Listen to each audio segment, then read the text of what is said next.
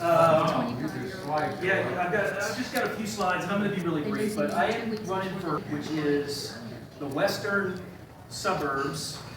Do I just press one to the left, press to the left. Which is the western suburbs of Travis County, and it's about a 60% Republican district, currently held by Paul Workman. Now, the reason I'm running is because 6 years of mediocrity is really enough. 6 years of timidity on conservative reforms, 6 years of carrying water for Speaker Strauss and the leadership to kill conservative legislation behind the scenes is enough. And so we've seen a lot of metrics and things of how members are doing. Here's some of the ratings that he's gotten over the last couple of sessions from groups like AFP, YCT. I mean, you see that what we really have from Paul Workman is just a lack of enthusiasm, a lack of passion for conservative reforms. We just don't have a lot of energy. He's really a backbencher. And what I think we need is somebody who's going to stand up and fight for conservative reforms. We really deserve that in Travis County. This is the only Republican House seat for the foreseeable future in Travis County. Now, we've got bits of other... Why is that? Well, I'm glad you asked. Rosemary Edwards and I, in 2011, we were working on drawing 2 safe Republican seats in Travis County. We had Donna Howard, if you remember, she won that election by something like 14. 8 or 9 votes. 14 votes against Dan Neal. That is a seat that an active, good, passionate Republican could have won, should have won. And so I was trying to save that seat, drawing it for a Republican, and keeping Paul Workman's seat for a Republican as well. Because he beat Don Holt. And there was a way to keep 2 Republican seats in Travis County. Paul said, I want all the Republican precincts in my district.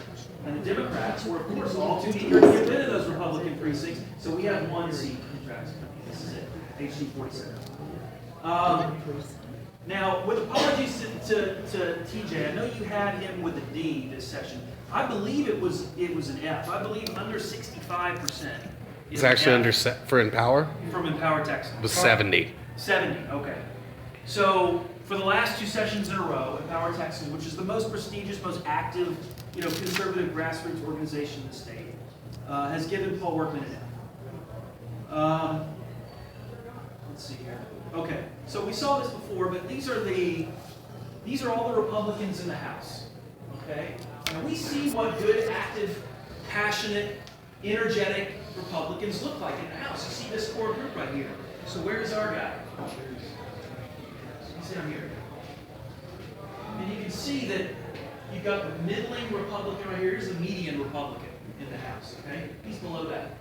You've got him around guys like Dan Huberty, Doug Miller, Faircloth, Harless. I mean, you've got all those guys right there that are just, we can do a lot better. Yeah. We can do a lot better.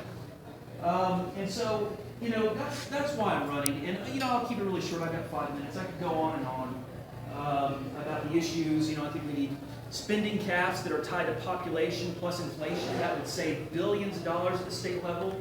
Move to zero-based budgeting. And so we build each state agency from the bottom up based on need rather than just what we allocated the year before. Phase out property taxes entirely and replace it with a simple consumption tax. That would save us billions of dollars. And by the way, you don't truly own your home if you're leasing it from the government via property taxes. So we need to do away with that. There's a lot of different things we can do, and I can talk more about that. His first bill he introduced as a member of the legislature was an amnesty bill to give driver's licenses to illegal immigrants. And that's the reason he got a primary in 2012. Now, his primary challenge in 2012 wasn't a strong one. I've already in 2 weeks raised as half as much as that primary challenge did the whole cycle, which isn't much. But we're just getting started, and I'm proud to say I got invited to, I don't know if y'all heard about the Northeast Tarrant Tea Party Shark Tank. I'll see you there. It's invite only, 12 candidates from around the state that they're going to get behind, and they're going to run us through the mill. They're going to really go after us and really test us. And so I got invited to that, I'm proud to say. So I'll be there this weekend, so pray for me on Saturday afternoon. But here's what you can do to help. I've got business cards with my cell phone on it, and I'll put those around, but, Twitter, Facebook, I'm at Wiley ATX. Go to my website and sign up. You can donate $47 for District 47. That's a big help. And also, if you donate less than $50, you don't have to report even your name or your occupation on it. So you usually have to report when it's under $50, you're not going to pay that. So sign up to Block Walk. Our plan is we're going to be outspending this race, 6 or 7 to 1. So what we're going to do is Block Walk 1,000 doors a month through the election, which is May 1st, or March 1st, rather. And people know I'll do that because I knocked on 4,000 doors last year in the city council race. I'm going to knock on 1,000 doors a month to do this. And the reason I'm doing this is because I'm passionate about conservative reform. This is the cause of my life, guys. This is what I'm doing with my life. And I'm excited about it. I think we can win this race. I know we can win this race because all we need to do is flip 2,500 votes in a row. And we've got an A+ conservative representing us in Travis County. That's all we need to do. So, my cell phone, my email, my goal is to be the most accessible state representative that Travis County's ever had. I really want to do that because my heart's in this. This is what I want to do. And I'm at the point, in our family's kind of trajectory where I have the ability to do it. And so I'm passionate about it. And I love your help. Mark? Jay, is it true that your wife delivered one or more of Ted Cruz's children? That's true. That's conservative street cred. That's true. My wife's an OB-GYN, and we just started a concierge OB practice that's outside insurance, outside Obamacare, and I do the business and she does the medical. And it's true, yeah, she delivered Ted Cruz's at birth. So Jay, yeah. so you said you have a copy of this? I do. It's on my nightstand. I read it every night. It's so long. You should read the Bible. Then you should read the U.S. Constitution. In that order. Okay. Then you should read Atlas Shrugged, and then you should read the Party Platform. Okay. That's twice as long as Atlas Shrugged. Yeah. Almost. What don't you agree with it? What don't I agree with? Yeah, I love talking to these candidates because you read the platform. Oh yeah, I've read the platform. What don't you agree with? I can tell you what I don't agree with in here, and there's some things. So Jay, Yes. what don't you agree with in the party I can't platform? think of anything that I don't agree with in the party platform. I'd probably be stronger on some things, but Well, okay. What do you agree? What do you disagree? Well, I'll tell you one thing that you have. One of these two you have to disagree with. Okay. Okay? It says we don't want a constitutional convention, and then the next plank says we want an Article 5 convention. You can't agree with both of those. I mean, they're both in the damn platform, but you've got to agree or disagree with one. I think a constitutional convention is a good thing. I'm for a constitution. And just can you and this is a totally different argument. Well, I would sure like somebody because I'm are against it because nobody's been explaining to me yet how if they're not willing to follow the Constitution we have, why giving them a new one they'll follow that one. But that's neither here nor there. Well, I There's think gotta be stuff in here. there's two ways you can do that. Through a constitutional change the Constitution. Through Congress, kind of a Yeah, I think the top-down Constitution is perfect. It's not being followed. That's true. That's true. So you don't but need I to think change we need, but I think we need a balanced budget, don't you? No, I think if you don't balance the damn budget, I'm going to vote your ass out. I don't think we need a term limit because I think we have term limits. It's called ballot box. Okay. Oh, yeah, we're still Well, I don't know if I agree with that. Okay, I am torn on term limits. That's fine, But but- I think there's a pretty good case to be made. Here, But and- see, it's not going to come from the top down. Congress is not going to do any of this stuff. So we've got to go from the bottom up. So that's why I think the constitutional convention is Well, good. I don't want to argue with you. I'm not going to argue with you. Do you think the Democrats sit around and argue at all? They just take their orders and they march along. I think it's brilliant. I will tell you this. When Paul Workman was running against Holly Turner, okay, I supported Holly Turner all through until until he won in the runoff, and then I supported him. Yeah.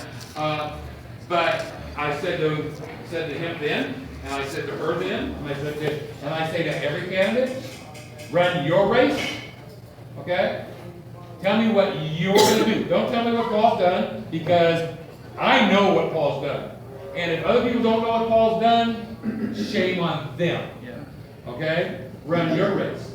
And this is my input to you is run your race. Tell me what you're going to do. Okay? I remember one of my first favorite question to Paul Workman, and we were at he was in this debate, and I was saying, tell me, Paul, what makes you qualified to be state rep?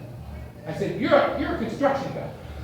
So you got an ad in the paper that you want a bulldozer driver. So I come to you and say, I want to be a bulldozer driver. Are you going to ask me if I'm pro-life or pro-choice? I said, you want to know if I know how to drive a bulldozer. Well, Paul, I want to know if you know how to be a state rep. So Jay, I'll ask you the same question. Jay, do you know how to be a state rep? Not what your views are. How do you accomplish the tasks of a state rep? Well, number one, you do it through, there's three things that you need, I think, to be a good candidate, to be a good rep. Number one is really have substance and believe what you believe in your core and not stick your finger out in the wind. I think you need to know what you believe.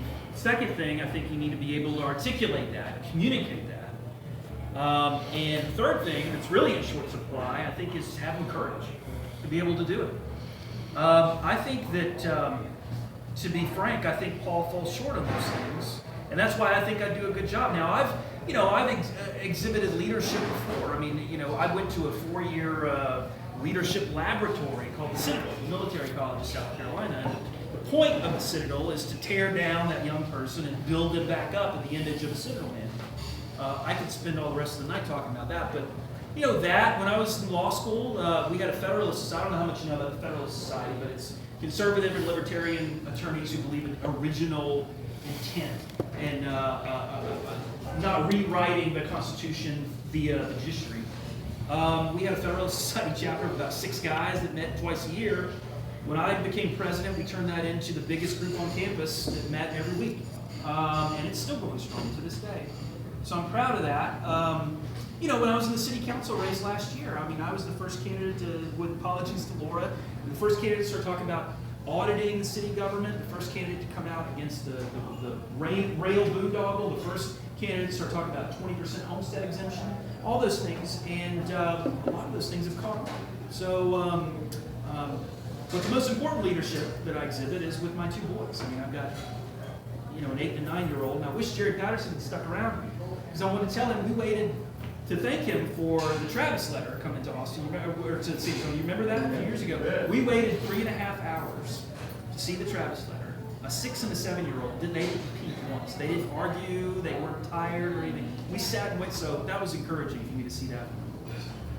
It tells me I'm doing something right. But you need leadership. You need those qualities, and you need leadership. And I've worked in legislative politics. I think you're That's what I want to hear. All right.